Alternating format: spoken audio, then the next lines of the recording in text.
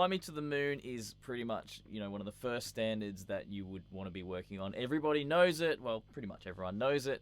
And it's fairly simple, I guess. It doesn't stray too far from the key of C if you're doing it in the regular key. So I thought this would be a really great one to begin to, I guess, talk about what I'm thinking and what I'm doing when I'm playing that one. Fortunately, that one's one that I know well enough I can kind of muck around with it quite a bit while I'm playing it, which is a really nice thing.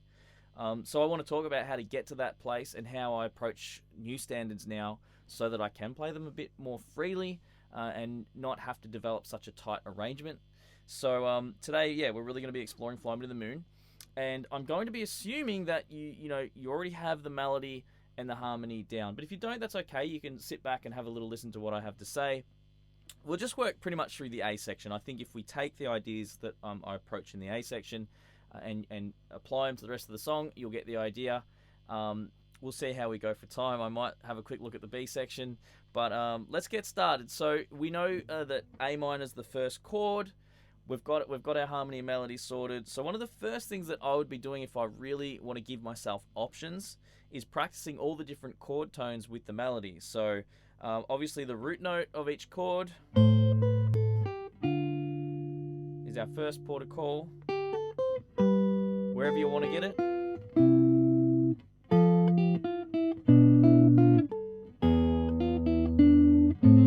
Okay, so it doesn't matter where you get it from, as long as you can find it. And then the next thing that we would do is do it again, but with our thirds. So let's go.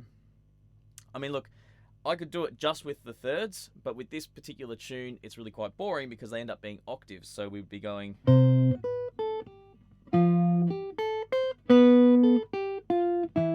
Not that interesting. So you're welcome to work on that, but I'd almost prefer to do the root and then the third, so we get that movement.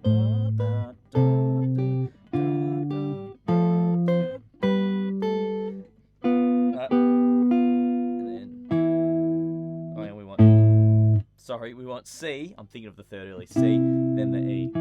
Okay, jumped ahead of myself a little bit there. So that already creates a heap of movement, but also gives you options.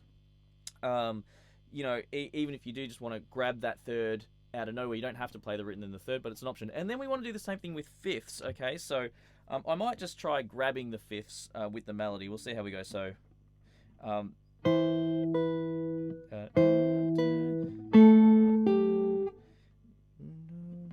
I've got ahead of myself again. So we're going to go. Let me try that again. Sorry. So we'll keep it simple. There we go.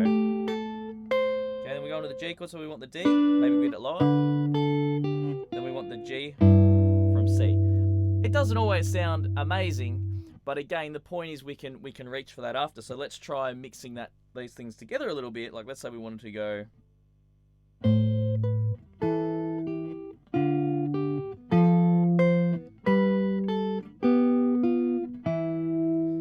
You can see we've got a range of options there. I'm just sort of seeing what comes to me. It's really amusing. It's really, really good fun. You can slow it down and just start pulling them out. You don't have to play it in rhythm or fast. That's probably why a lot of solo arrangements that are particularly improvised are played, what do you call it, sort of a-tempo or rubato or whatever, because, you're creating as you go. But of course, if you can get some momentum and do it in rhythm, that can be a really fun challenge as well. So you just want to start slow doing that.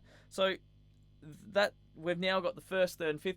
Of course, we can even look at the sevenths. I may struggle with this. Let's see how it goes. So, and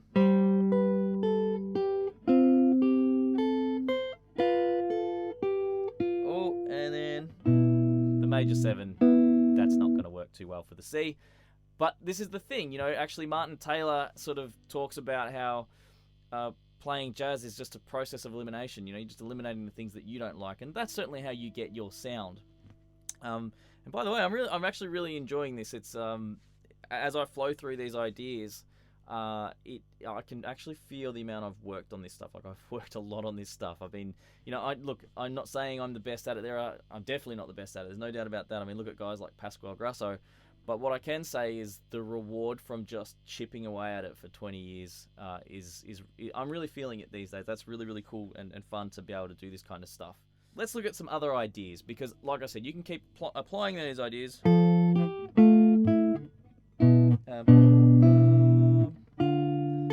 on the E, I was just going the first and then the third, etc. So obviously in the B section we can keep applying that, but let me talk about a different thing that I've found really useful. Reharmonizing. So we can talk a little bit about reharmonizing as well. On this particular tune, you can do some really, really nice stuff by playing off of like a sort of a 5-1 scenario. Like, let's say we're doing the A minor. Apologise, my brain's a bit slow today, but okay, I'll explain what I'm doing.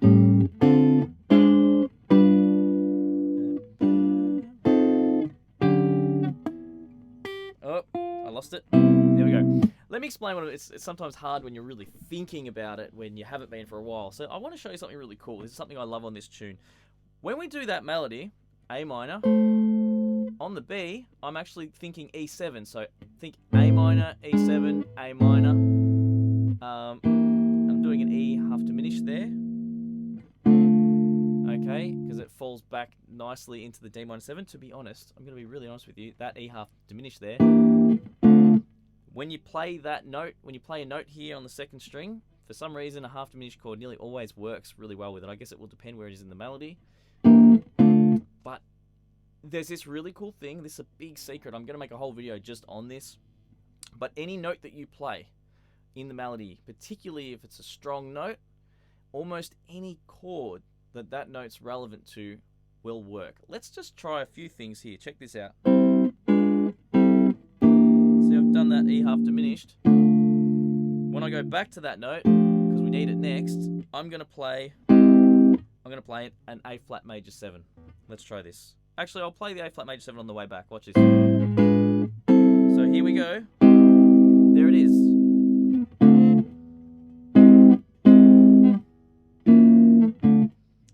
I don't know if I like that. There it is. Actually not terrible. Hopefully you can see the value there. My point is that would be the major 7 of an A flat major chord.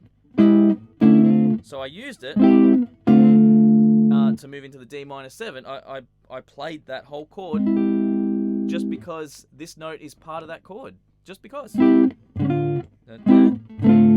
My honest thoughts are, though, I'm not voice leading it super well. If I did that same chord, maybe if I did... There you go. A flat major 7. We're going to do it here. Watch this. Oh, hang on. Oh. I think that kind of worked. Okay, we grab the A in the bass as well. Some really cool things are happening. It's getting really off topic here in a way. It's getting a little wild, but the point I want to make is any chord that uses that melody could work. It really will. It can work. It really depends how you voice it. So that got full on really quickly, but it's really something to experiment with. So I may do a whole video talking about it. But hey, we're here. If you're here, you've learnt it. Go away, use it. It's really, really good fun. So that's another really really cool thing. So I was talking about using like a 5-1 and creating your own movement within those bars. So when we on the D minor 7, you could go to an A7. So D minor 7, A7, D minor 7. Then on the G7, so we could do the G7, D7 flat 9 with the A, back to the G7. Play that note on its own, because we don't always have to play a chord. Just like that. So I'm going to play that slowly.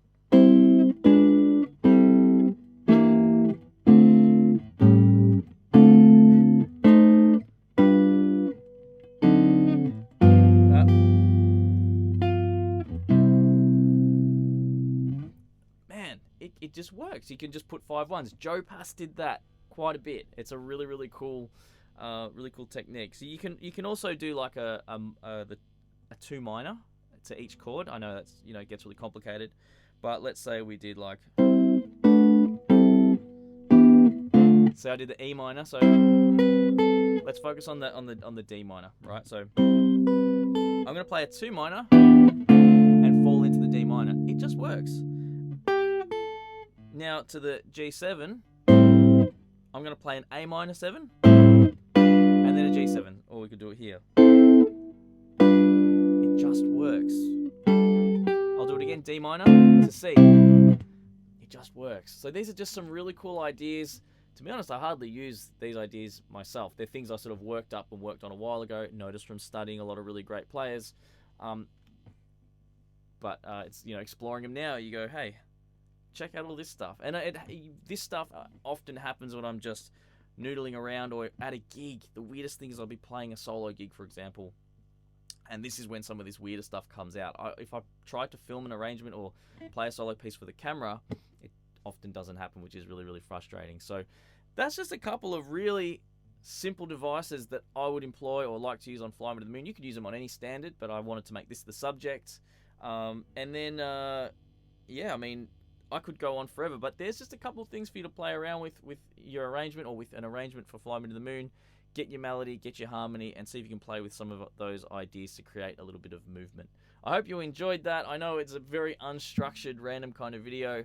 Just see if people dig it. If not, I'll just not use this format again. I will see you guys in the next one.